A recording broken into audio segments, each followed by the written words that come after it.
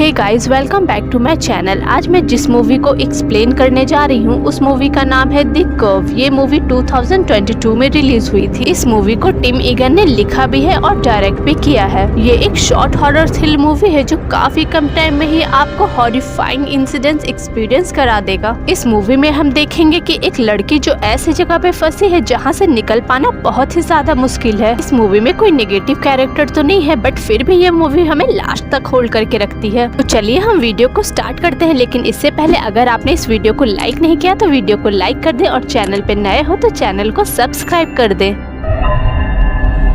Movie के start में हमें एक लड़की को दिखाया जाता है जो कंक्रीट के फ्लोर पे बेहोश पड़ी है। वो यहाँ पे कैसे आई ये हमें नहीं दिखाया गया। उसके हाथों पे खून लगा है और उसके शूज पे भी लगा खून अब सूख चुका है, जिससे हमें ये पता चलता है कि वो काफी देर से यहाँ पे बेहोश पड़ी हुई है। लेकिन वो जिस सिचुएशन में फंसी हुई है उसके सामने ये सब कुछ भी नहीं है। हम पास में ही उठती हुई उन ऊंची ऊंची लहरों को भी देख सकते हैं जिसकी आवाज से ये सिचुएशन और भी ज्यादा भयानक लग रहा है। इस वेव की वजह से इस कंक्रीट की वॉल पे क्रैशेस आ गए हैं। उन वेव्स की आवाज की वजह से ये लड़की अब होश में आती है और ये देखती है कि इसके आसपास चारों तरफ सिर्फ ऊंची ऊंची कंक्रीट की वॉल्स है। अभी तक इस लड़की को पता ही नहीं है कि वो कहाँ पे फंस गई है। वो जिस जगह पे फंसी है उस जगह का स्ट्रक्चर कर्व शेप में है, जिसके ऊपर काफी ऊंची ऊंची दीवार है और नीचे की तरफ पूरा का पूरा अंधेरा है। ऐसा लग रहा है कि इस अंधेरे का अब कोई अंत नहीं है। उस जगह पे ऐसा लग रहा था कि दूर दूर तक वहाँ पे कोई भी नहीं है जो उस लड़की की मदद कर सके। इस लड़की की फिजिकल सिचुएशन जिस कंडीशन में है वो काफी खराब है। इसका लेफ्ट लेग उसके पीछे की तरफ पूरा मुड़ चुका है, जिसे वो हिला भी नहीं पा रही है। इस सिचुएशन को वो जैसे ही अंडरस्टैंड करती है वो जोर से चिल्लाती है और खिसक कर वो थोड़ा सा नीचे की तरफ चली जाती है। वो पूरी तरह से नीचे नहीं गिरती, लेकिन पता नहीं वो खुद को कितनी देर तक होल्ड कर पाए। उसे अब जो भी करना है वो कामली और पेशेंस के साथ करना होगा, क्योंकि अगर उसका एक गलत कदम हुआ तो वो सीधे नीचे जाएगी और उसकी मौत निश्चित है। नीचे खिसकने की वजह से उसका लेफ्ट लेग अब और भी ज्यादा दर्द करने लगा। उसके हाथों का हाल तो और भी ज्यादा बुरा हो गया। अब ये लड़की काफी ज्यादा डरने लगी, क्योंकि इसे भी पता था कि इसके बचने के चांसेस अब काफी कम है। फिर भी ये अपनी लाइफ के लिए प्रे करते रहती है। उस जगह को देख के ऐसा लग रहा था कि वो एक हाइड्रो पावर प्लांट है। अब वो लड़की सोचने लगती है कि वो इस जगह से कैसे बाहर जाए, क्योंकि जैसे तैसे करके अगर वो कर्व पे पहुंच भी जाती है लेकिन फिर भी इस वॉल को पार करना बहुत मुश्किल है। वो अपनी इस सिचुएशन को कोस ही रही थी कि तभी नीचे से एक भयानक आवाज आती है। तब उसे रियलाइज होता है कि अगर वो नीचे गिरी तो उसका बच पाना नामुमकिन ही है। अब वो थोड़ा काम होती है और अपने मन को तसल्ली देती है कि ये शायद उसका वहम होगा। तभी जोर से फिर से आवाज आती है।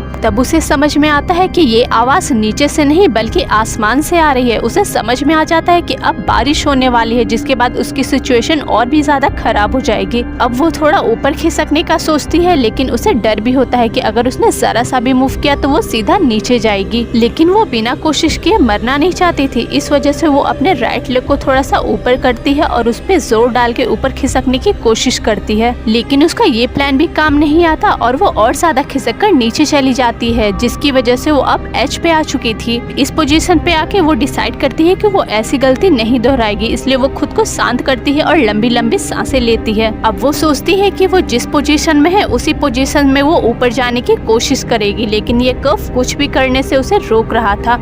अब वो अपने हाथ को देखती है जो काफी बुरी हालत में है। खून की वजह से उसकी 2 उंगलियां आपस में स्टिक हो गई थी, जिसे वो अलग करती है, जिसमें उसे काफी दर्द होता है। अब वो उस हाथ को अपने जैकेट में पोंछती है ताकि जब वो ऊपर जाने की कोशिश करे तो खून की वजह से वो फिसल न जाए। काफी दर्द होता है लेकिन उसे ये करना ही पड़ता है। अब वो अपने जख्म पे फूंक मारती है ताकि थोड़ा आराम मिल सके। अब वो फिर से अपने हाथ और पैरों पे जोर डालती है और ऊपर खिसकने की कोशिश करती है और फाइनली इस बार वो थोड़ा ऊपर खिसक भी जाती है, जिससे उसे थोड़ी सी राहत की सांस आती है, क्योंकि इतना नेगेटिव होने के बाद अब कुछ पॉजिटिव हुआ था। अब वो अपने हाथों को देखती है जिसमें कोई जान नहीं बची थी, लेकिन फिर भी वो उस पे फूंक मारती है ताकि उसे कुछ आराम मिल सके। अपने दर्द को भुलाकर वो फिर से ऊपर आने की कोशिश करती है और इस बार भी वो सक्सेसफुल होती है। लेकिन अब वो इतने ट्रॉमा में आ चुकी थी कि अब वो हेलुसिनेट करने लगी। उसे कर्व पे 2 हाथों के निशान दिखाई देते हैं जो खून से बने हैं। ये देख करके वो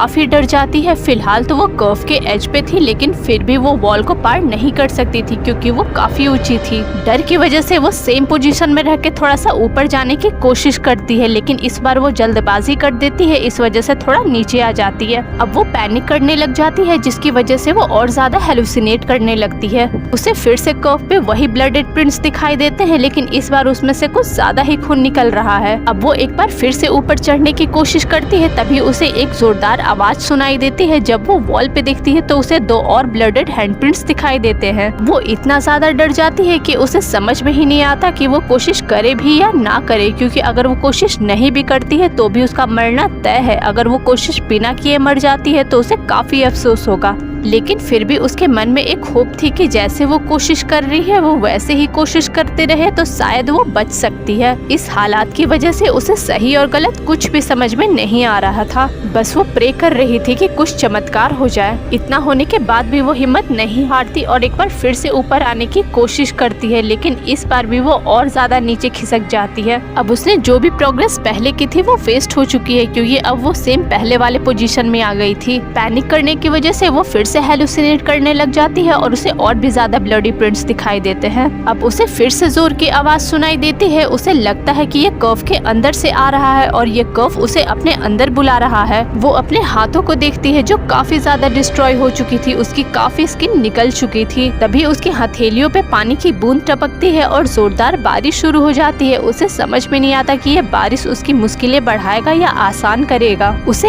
ऐसा लग रहा था कि उसके बचने की अब सारी होप खत्म होती जा रही है, क्योंकि ये बारिश उसके लिए राहत नहीं बल्कि और भी ज्यादा मुश्किलें पैदा करने वाली थी। बारिश की बूंदें उसके चेहरे पर गिर रही थी, जिस वजह से उसे थोड़ा आराम महसूस हो रहा था, जैसे ये कर्व उसका घर हो और वो यहाँ पे काफी टाइम से है। ये राहत उसके लिए ज्यादा देर नहीं टिकती, क्योंकि अब बारिश की वजह से फिसलन आ चुकी थी और वो थोड़ा सा और स्लाइड करके कर्व से नीचे आ जाती है। वो डर से अपनी आंखें बंद कर लेती है, क्योंकि वो खुद को मरते हुए नहीं देखना चाहती थी।